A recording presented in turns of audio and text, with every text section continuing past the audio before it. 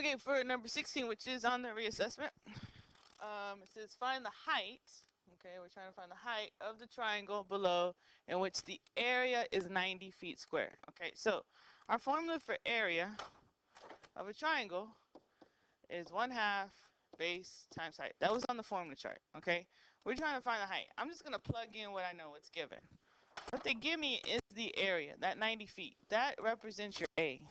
Put that underneath the A because that's what it equals. And then 1/2, I'm going to just follow the formula. The B, the base. What is the base of our triangle? It is the 6. So I'm going to put the 6 there. The height, I don't know the height. That's what I'm trying to find. So I'm going to put an H there. So I need to solve for H, okay? Well, I'm going to just do, what's 1/2 of 6? 3.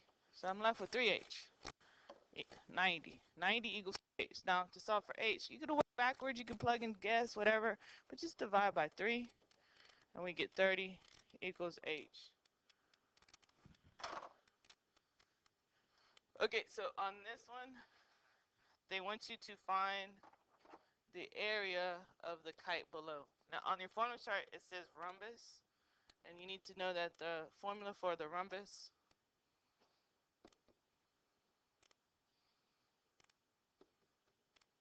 and the kite are the same.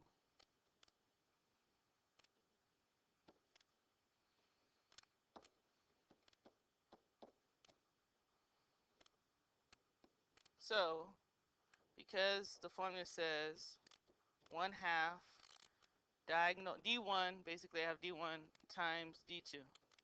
D1 represents your diagonals. If you look on here, it says right here, this D1, that's 12. So we're just going to substitute that in. So 1/2 of the 12. And then D2 on here is 5. They're talking about this diagonal right there. That's 5.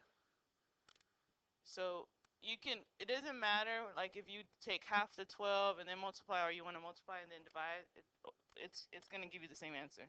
So some students said 12 times 5, and then they saw half of 60, and then they just said 60 divided by 2.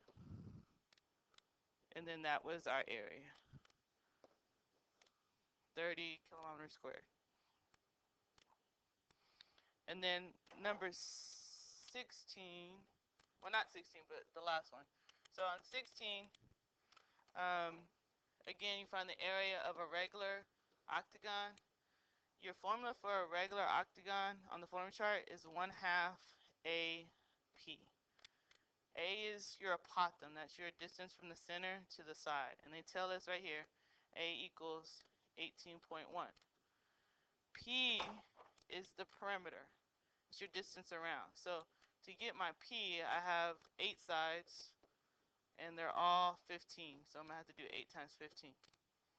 So our perimeter on this one was 120. So now we're just going to take these parts and plug it into the formula. So I'm going to do 1/2 times the apothem, which is 18.1, times the perimeter, which is 120. So when you could type it in straight in your calculator. When you do that, it comes out to be 1086 millimeters squared. The problem 17 here, this one is on the retest. So we're doing the same thing. We're doing 1/2 AP, apothem times perimeter. But on this problem, because it's a hexagon, this is your apothem. I probably should do that in a different color. And to get to that, to get to this A, we have to know in a hexagon, whenever, or any regular polygon, when you draw the apothem, it bisects the side. Okay, so that means each piece here is 4 and 4. Also, you have an angle here at the center of the polygon. To get that angle, you do 360 divided by the number of sides. Well, this has 6 sides. So that's 360 divided by 6. So 60 degrees. That means this whole angle is 60. But because we have an apothem, it bisects that angle. So really what you have is 30 here, and then the 60 comes down here. You create a 30, 60, 90 special right triangle. So I'm just going to redraw the triangle that we have in the interior. So we have this triangle here.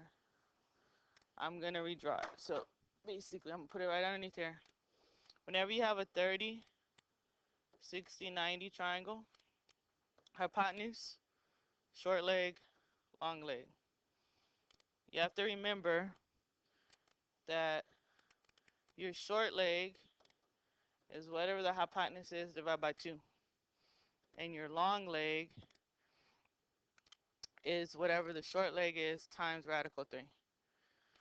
When on our example, we know that in the triangle,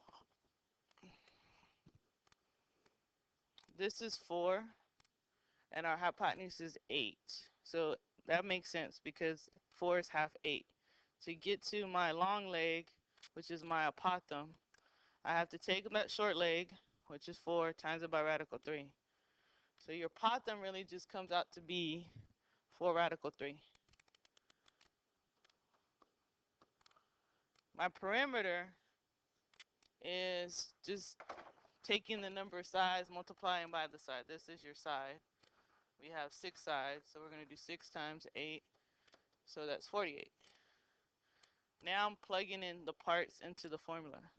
So we have 1/2 times the apothem, which was my 4 square root of 3, times the perimeter, which was 48. Well, when I take half of this, I only can take half of the number in the front.